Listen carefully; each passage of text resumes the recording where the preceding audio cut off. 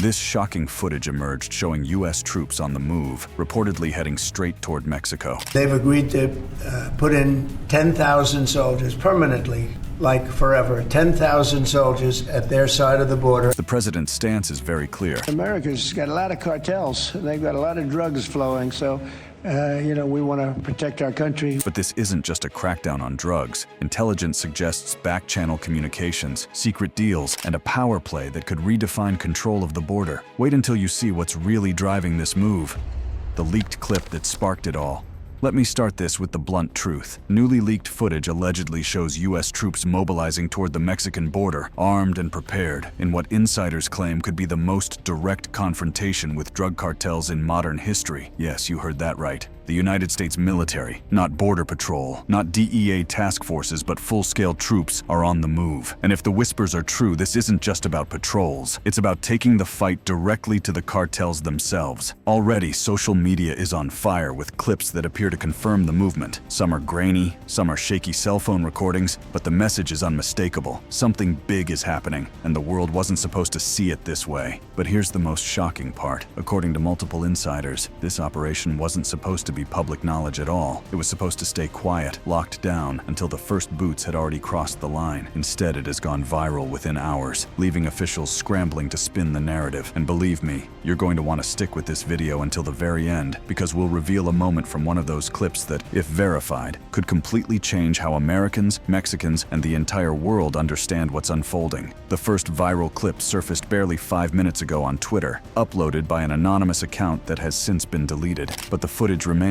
spreading across platforms faster than authorities can keep up. That raw, shaky voiceover doesn't sound like the kind of polished propaganda governments put out. It sounds like a bystander, blindsided by what they're witnessing. And while skeptics are already screaming fake or misinformation, open-source analysts have matched the vehicles and insignia seen in the clip with actual U.S. military units reportedly stationed near El Paso. In other words, this isn't just random soldiers. These are confirmed American forces. For years, U.S. presidents have debated the idea of declaring Mexican cartels as terrorist organizations. Trump floated the idea in 2019. Biden quietly considered it in early 2023, but both times it stalled. Why? Because doing so would justify direct military intervention, and that opens Pandora's box. But if this footage is real, then the question is, has Washington decided to skip the talk and move straight to action? Think about the stakes. We're talking about cartels that control entire regions of Mexico, cartels with arsenals that rival small nations, cartels known for brutal retaliation. A sudden invasion wouldn't just be a border operation. It could spark a regional war. Here's what makes this even more disturbing. Mexico has not confirmed anything. No statement, no warning, nothing from President Andrés Manuel López Obrador, who just last month insisted that Mexico would never allow foreign troops to operate on its soil in his national address. So, if the U.S. is really sending soldiers across, that means they might be doing it without Mexico's consent. And if true, we're not just talking about anti-cartel operations, we're talking about a breach of sovereignty that could ignite a diplomatic nightmare. But here's the part almost no one is talking about yet. According to a leaked DHS memo, which we've reviewed, the footage may not even capture the full scale. That memo describes coordinated multi-unit movements involving more than just a handful of trucks. It hints at air support, logistical planning, and forward staging points. In simple words, this wasn't an accident. This wasn't some random exercise. This looks like a deliberate campaign being set into motion. And when you connect the dots with the timing, just days after the DEA revealed its largest ever fentanyl bust at the border, it paints a chilling picture. This could be the opening salvo of America's first real war on the cartels. They've agreed to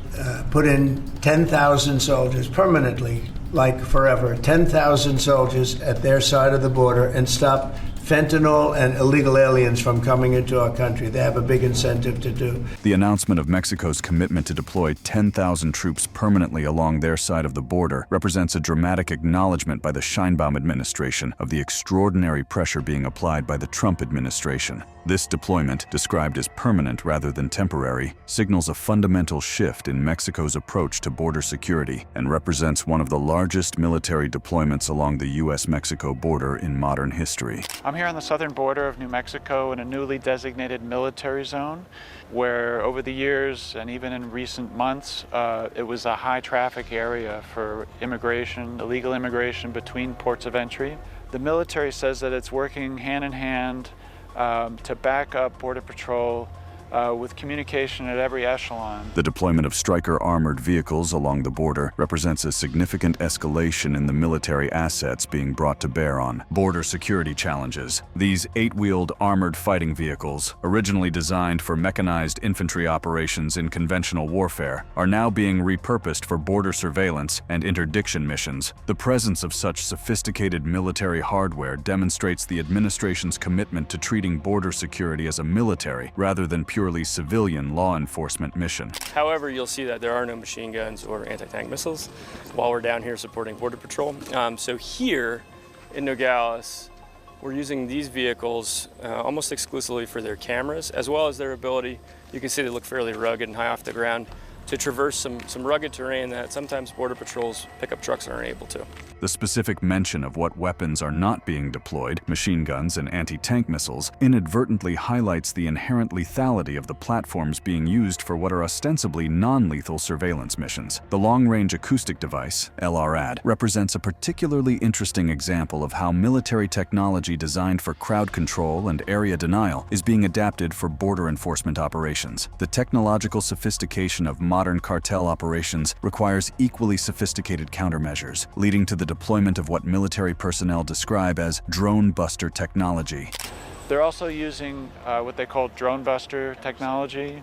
Smuggling organizations, human trafficking organizations are putting up drones, off-the-shelf drones into the skies to look for places where there's a gap in enforcement. The use of commercial drones for reconnaissance by smuggling organizations demonstrates a level of tactical sophistication that requires military-grade electronic warfare capabilities to effectively counter. As the clips went viral, Twitter, TikTok, and Facebook all lit up with outrage and fear. Hashtags like #TroopsToMexico and #CartelWar are trending worldwide. Some are celebrating, claiming it's about time America took the fight to the enemy. Others are horrified, warning that this could spiral into something uncontrollable. And that's the terrifying truth. If this is real, then the cartels won't just roll over. They'll fight back, hard, and the first casualties might not even be soldiers. They could be civilians caught in the middle. Here's where the hypocrisy becomes impossible to ignore. For years, American officials have blamed Mexico for failing to rein in cartel violence. Yet at the same time, U.S. weapons manufacturers and smugglers have armed those very same cartels as revealed by investigative reports. So now the same government that profited off the flow of weapons is suddenly acting like the righteous avenger, marching in to clean up the mess. But to anyone paying attention, it's hard not to see this as a problem America helped create. Now you might be watching this from the US, Mexico, or anywhere in the world and asking, why should I care? Here's why. If the US crosses that border with force, it sets a precedent where one nation decides unilaterally to wage war inside another nation's borders. Today it's Mexico, tomorrow it could be somewhere else. And if you think the cartels will stay quiet while that happens, think again. We've already seen how cartels operate when cornered. Mass shootings, public executions, citywide shutdowns. Imagine that level of violence spilling into American border towns. If you want to understand why this footage is so explosive, you need to know who's being targeted. And the names won't surprise you. The cartels in the crosshairs.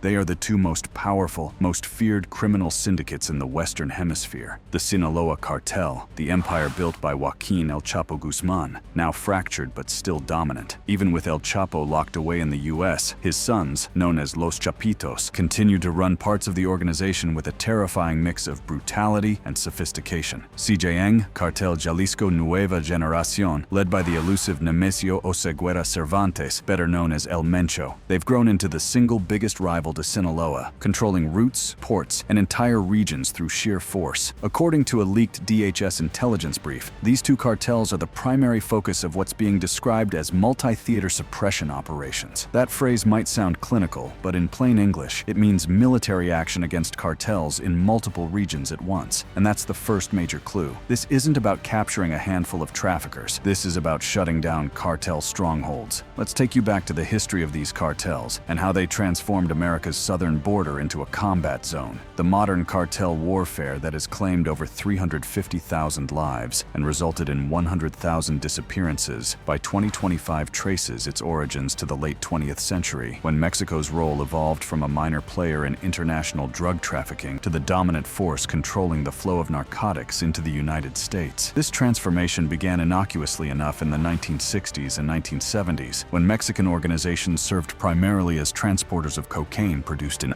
Colombia and cultivators of marijuana and heroin for domestic consumption. The pivotal moment that would ultimately lead to today's militarized crisis occurred in 1980 with the founding of the Guadalajara Cartel by Miguel Ángel Félix Gallardo, a figure whose criminal empire would eventually control an astonishing 90% of cocaine entering the United States by 2007. This wasn't simply another criminal organization. The Guadalajara Cartel represented the first truly sophisticated, vertically integrated drug trafficking enterprise that combined production, transportation, distribution, and protection services under a single organizational structure. The early warning signs of what was to come appeared during the Nixon administration's 1969 global war on drugs, which led to Operation Intercept, a massive border inspection program that nearly closed the US-Mexico border entirely. The operation created such severe economic disruption and diplomatic tension that it had to be abandoned after just 3 weeks, but it demonstrated both the economic interdependence between the two nations and the potential for drug policy to create serious bilateral crises. More ominously, it showed that aggressive enforcement measures could be counterproductive, driving trafficking organizations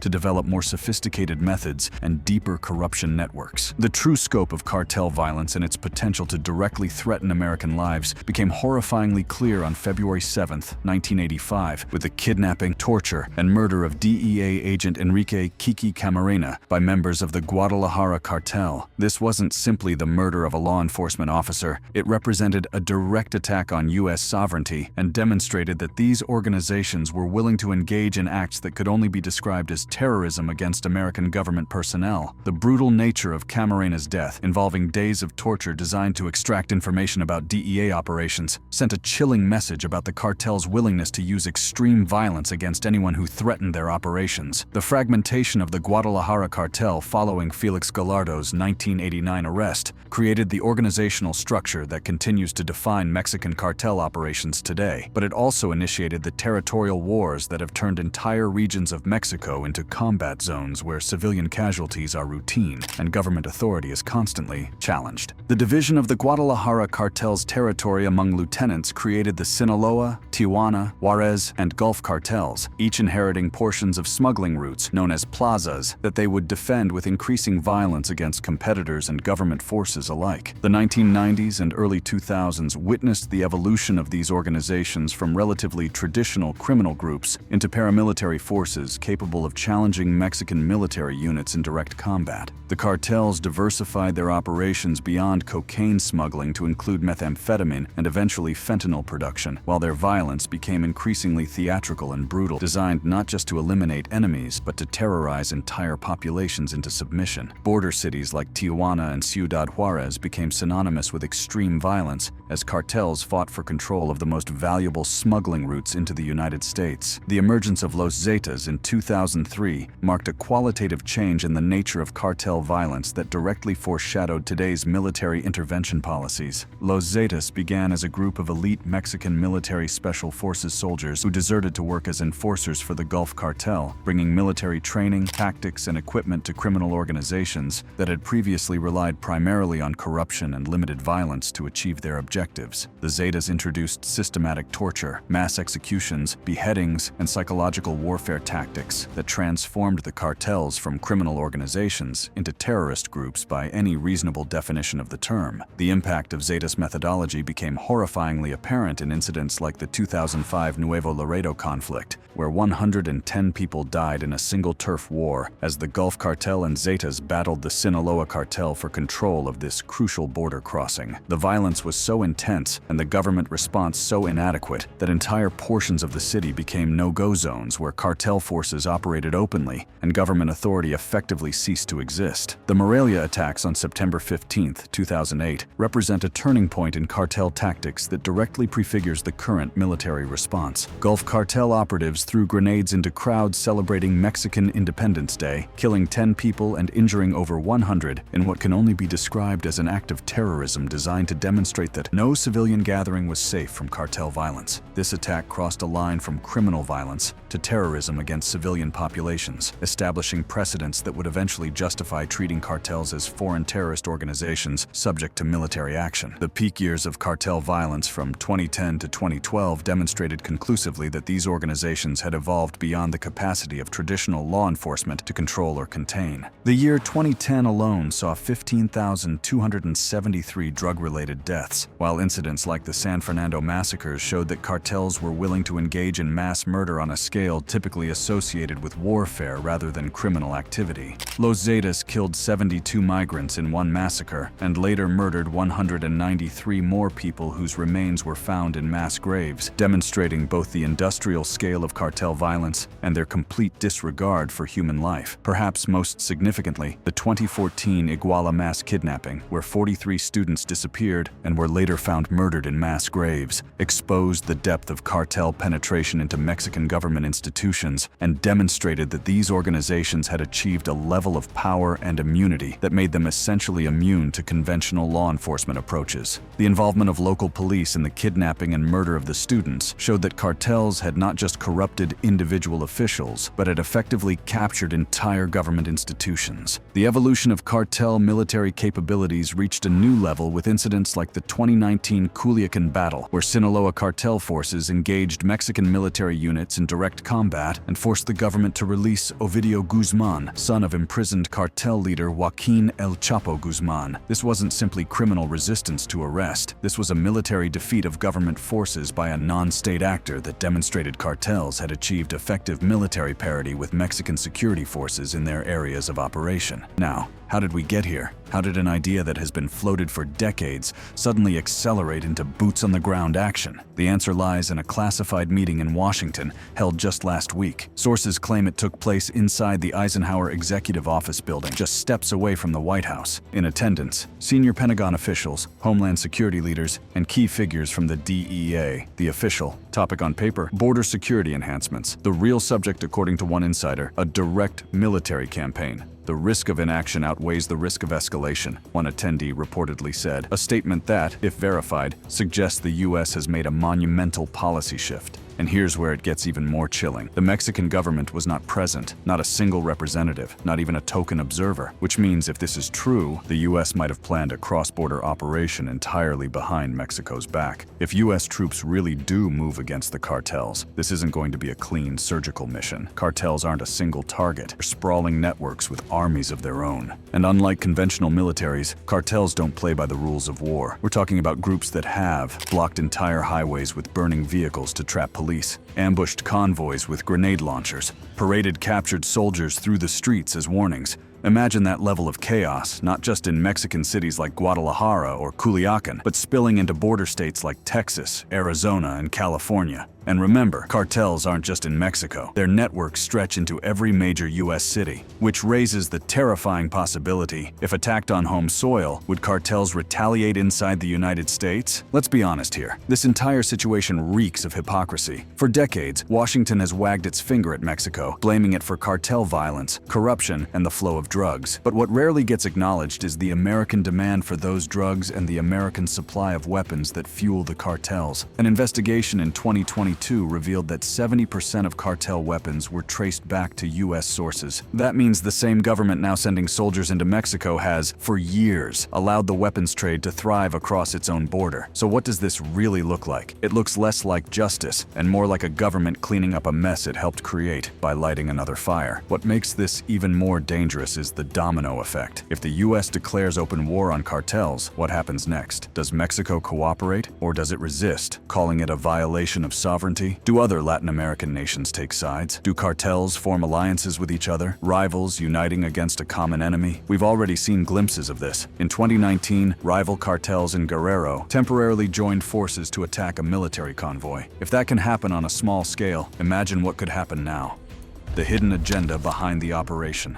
At first glance, this looks like a war on drugs, soldiers, convoys, weapons, all framed around the idea of taking the fight to the cartels. But dig a little deeper, and it becomes clear that this may not be about drugs at all. According to a leaked policy draft, internal Pentagon planners have been pushing a narrative not of drug suppression, but of resource control. Why? Because many of the same Mexican states controlled by cartels, Sinaloa, Michoacan, Guerrero, are also rich in lithium, silver, and rare earth minerals. And here's the kicker. In recent months, China has been aggressively investing in those exact regions, cutting deals with local companies and, in some cases, allegedly with cartel intermediaries themselves. So ask yourself, is this really about fentanyl, or is it about preventing China from securing Mexico's future mineral wealth? Cartels are just the excuse. The minerals are the prize, one former intelligence officer bluntly told reporters. If that's true, then this entire operation is less about protecting American families and more about securing America's economic dominance. And believe me, the world is watching. Within hours of the footage going viral, China's Ministry of Foreign Affairs issued a statement condemning any violation of Mexican sovereignty. State media outlets went even further, framing the operation as U.S. imperialism in Latin America. Russia, too, chimed in. On Telegram channels linked to the Kremlin, commentators drew direct comparisons to America's interventions in the Middle East. Some even suggested that Moscow could provide support to Mexico in the form of arms sales or intelligence, an alarming prospect given the current geopolitical climate. And Europe divided. While the UK and France cautiously voiced support for U.S. anti-narcotics efforts, Germany and Spain urged restraint, warning that any unilateral military action could destabilize the entire hemisphere. In short, the viral footage hasn't just shaken Mexico, it's rattled the world. So what exactly are Pentagon planners afraid of? One word: retaliation. If the U.S. launches full-scale operations against cartels, planners expect three immediate outcomes. Cartels are deeply embedded in local communities. Any attempt to uproot them will inevitably spill into neighborhoods, schools, and marketplaces, making civilian casualties almost unavoidable. Cartels have long infiltrated U.S. cities for drug distribution. If pushed, they could activate networks inside America, launching shootings, bombings, or coordinated attacks designed to terrorize civilians. Imagine highways in Texas or Arizona suddenly blocked by burning trucks, with cartel gunmen holding towns hostage. It sounds unthinkable, but it's exactly what cartels have done dozens of times in Mexico. That single comment has been shared tens of thousands of times because it hits on the core nightmare that America's war on cartels could very quickly become the cartels' war on America. The measurable impact of this increased military presence is already being documented by Border Patrol officials working in these newly militarized zones. But if things get to be different, where there's a crime or something that's happening, we also have eyes on us where we can also say stop, and we can get BP to get there and stop that crime. This testimony from Border Patrol personnel provides empirical validation for the military approach being pursued by the administration. The sudden decrease in crossing numbers directly attributed to military deployment represents exactly the kind of measurable success that justifies continued escalation of military involvement in border security operations. The broader implications of offering direct military assistance to Mexico in combating cartel operations represents perhaps the most dramatic escalation in U.S.-Mexico security cooperation in modern history. Mexico is saying that I offered to send U.S. troops into Mexico to take care of the cartel. She wants to know, is that true? Do you think I'm going to answer that question? That's why I'm asking. We'll see. I will answer it. It's true. If Mexico wanted help with the cartels, we would be honored to go in and do it. I told her that. I would be honored to go in and do it. The cartels are trying to destroy our country. They're evil.